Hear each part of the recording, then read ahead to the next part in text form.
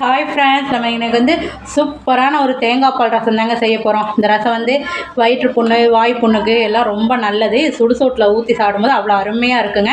வாங்க இது எப்படி செய்கிறதுன்னு பார்க்கலாம். இப்போ நம்ம தேங்காய் பால் ரசம் செய்யறதுக்காக 2 ஸ்பூன் எண்ணெய் ஊற்றிக்கலாம்.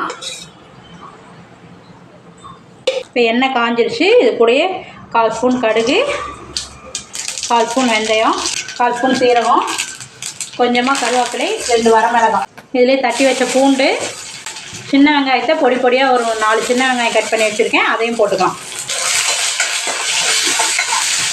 எல்லாம் போட்டு நல்லா வறுத்துக்கலாம். இது கூடயே 2 தக்காளி கட் பண்ணி வச்சுருக்கேன், அதையும் போட்டுக்கலாம். நம்ம ரசத்துக்கு தேவையான அளவு உப்பு இப்போவே போட்டுக்கலாம். தக்காளியும் சீக்கிரம் வதங்கிடும். இதோ தக்காளி இந்தளவு நல்லா குலைவானதுக்கப்புறம் ஒரு 1/4 ஸ்பூன் மஞ்சத்தூள், நான் 1 ஸ்பூன் அளவுக்கு ரசப்பொடி போடுறேன். இது வந்து வீட்லேயே செஞ்ச ரசப்பொடி. பெருங்காயம் எல்லாமே இதிலேயே போட்டுக்கனால பெருங்காயம் நான் தனியாக போடலை. நீங்கள் வேணால் சீரகம், மல்லி, கொஞ்சம் குருமிளகு எல்லாம் போட்டு நுணுக்கி போட்டுக்கோங்க. இந்த ரசப்பொடி வந்து நல்லாயிருக்கும். இந்த ரசப்பொடியோட லிங்க்கை இந்த வீடியோ கீழே நான் தரேன், பாருங்கள். இது ரொம்ப டேஸ்ட்டாக இருக்கும். எல்லா ரசத்துக்கும் இந்த ஒரே பொடி போட்டு சூப்பராக செஞ்சிடலாம். அப்புறம் கரைச்சி வச்ச புளி தண்ணி,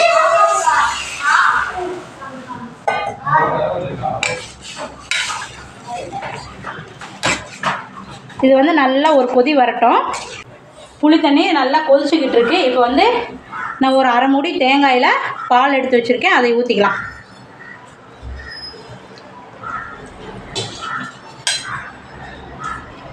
இந்த ரசம் வந்து ரொம்ப டேஸ்ட்டாக இருக்குங்க.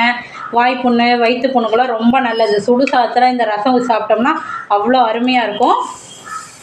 இது வந்து கொதிக்கக்கூடாது, அப்படியே ஒரு பொங்கு வரட்டுங்க, பார்க்கலாம். ரசம் வந்து இப்படி நல்லா நுர கட்டி வரும்போது நம்ம கொத்தமல்லி தழை தூவிக்கலாம்.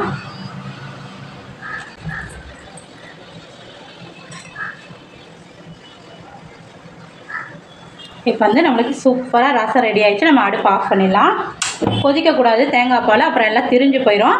இப்போ அடுப்பு ஆஃப் பண்ணிவிட்டு நம்ம இதை ஒரு பாத்திரத்துக்கு மாற்றிக்கலாம்.